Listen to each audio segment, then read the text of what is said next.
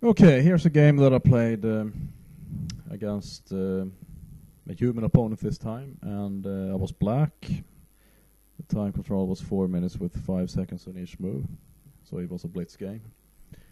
The opening was the Benko gambit, so if there are any fans of that opening out there, at least this game has some entertainment value. It wasn't a perfect game in any way, but I think it was interesting nevertheless. I've been playing the Benko for quite a lot lately actually, and I think it's interesting. I think it's an interesting opening, or defense rather.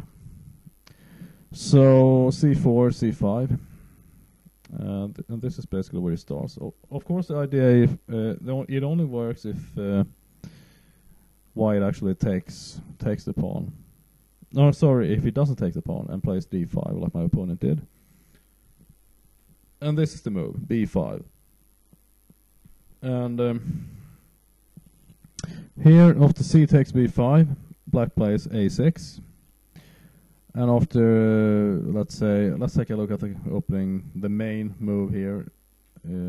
But I think the move my opponent played, b6, is actually a better move, I think, than the main move, b takes a6, because here after g6, knight c3, let's say, bishop takes, knight f3, d6, g3, bishop g7, bishop g2, knight d7, rook b1, or even castles, queen c2, queen a5, either rook e1 or rook d1, rook f b8, but the point is that black is putting a lot of pressure on these two guys over here, and especially this pawn on b2.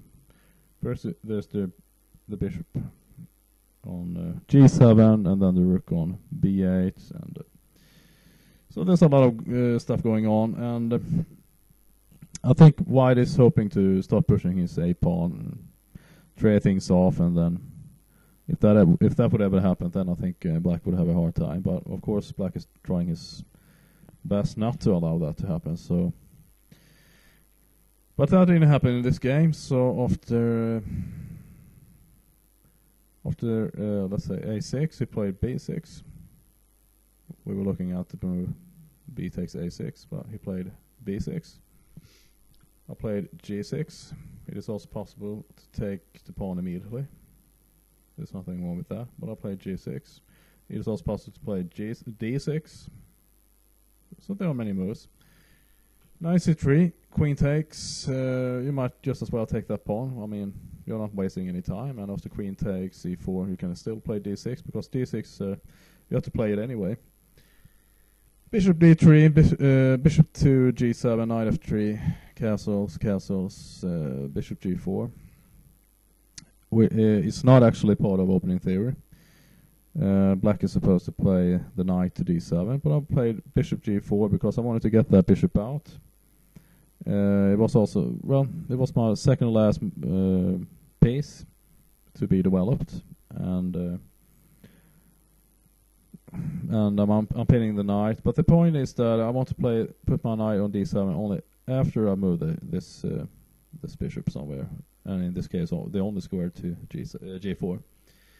So he played a4, and here I play knight to d7.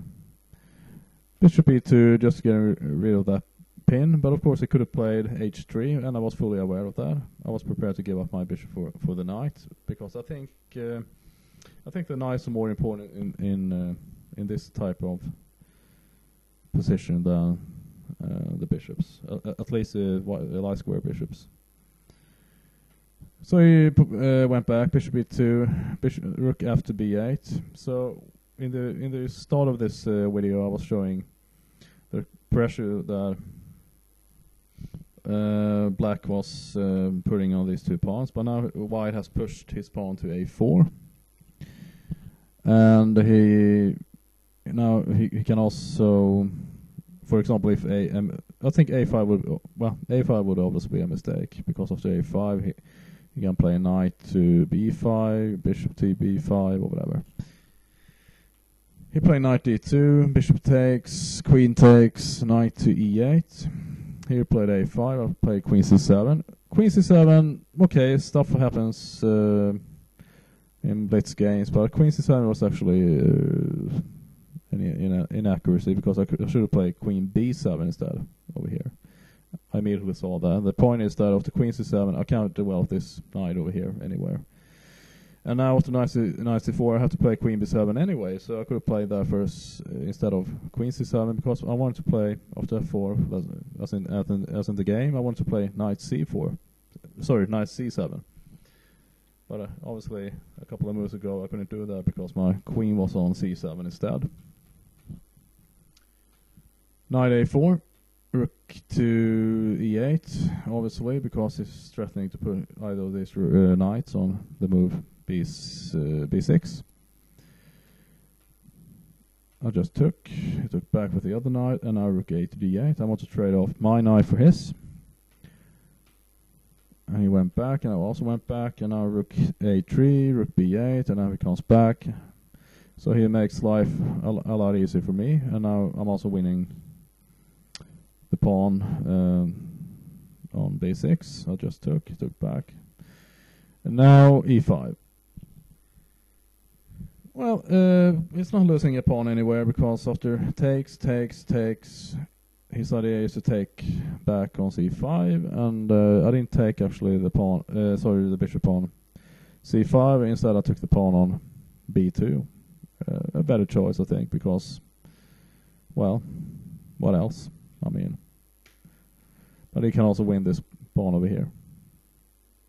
But he didn't do that, so he played queen f3. I played bishop f6, and here after is d6. So I did see that the following move wouldn't do anything anyway, because after d takes, I can still take back. For example, if queen takes, I'll just take back with my own queen, and then after rook takes, there is no checkmate because then also you can go back to g1 with the bishop. So obviously after queen takes, rook takes, I have to take back with the pawn over here. And then I am threatening actually checkmate, so he'd either go back with the rook or move a pawn like g3 or h3 or something like that. And in the meantime, I would either push my c pawn or my a pawn. And in that case, black would be completely winning. So bishop takes, rook e6, bishop f4, maybe threatening to play bishop h6. Followed by queen a8 or something like that. Well, that's the threat, of course. But I wanted to trade queens here. See, but okay, the idea doesn't work now. But queen a8, I just move back my rook, and now he has to go back because that was the only move to actually save the rook. So I just traded things off, and now after a5, bishop d6, a4, f4, rook e6, bishop c5, king g7, f5, and I play rook e5. Okay, so you might wonder what happens if he plays bishop d4. Well, my idea was to simply take the pawn on f5, and then when he takes back, let's say, I'll just take back, and now he's forced to trade bishops, because if he goes over here, let's say bishop c5, I can just put my bishop on b2 and stop pushing this pawn. So it doesn't work. Okay, so that was my idea, but he didn't play that. So he played f takes g6, a little trick, because in blitz games miracles, can happen. And the idea is that after rook takes, he wants to play g takes, h7, and sometimes in blitz games people forget about the pieces, and he was hoping that I would forget about my rook and either take with the king and then lose my bishop over here.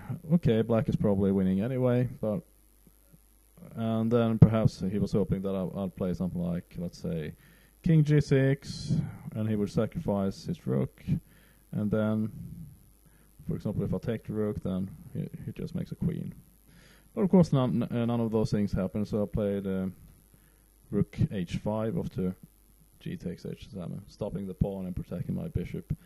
And the rest is very simple. I would just push my pawn, and he can't even, protect a1 square, I would just stop pushing this pawn. Very easily won.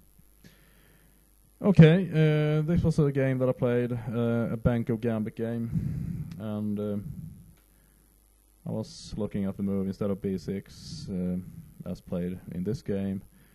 I was looking at b takes a6, which is the main line. But I think b6 is a very interesting move, probably a better move than the main move. Okay, I hope you enjoyed this video about the game that I played in the Benko. See you soon.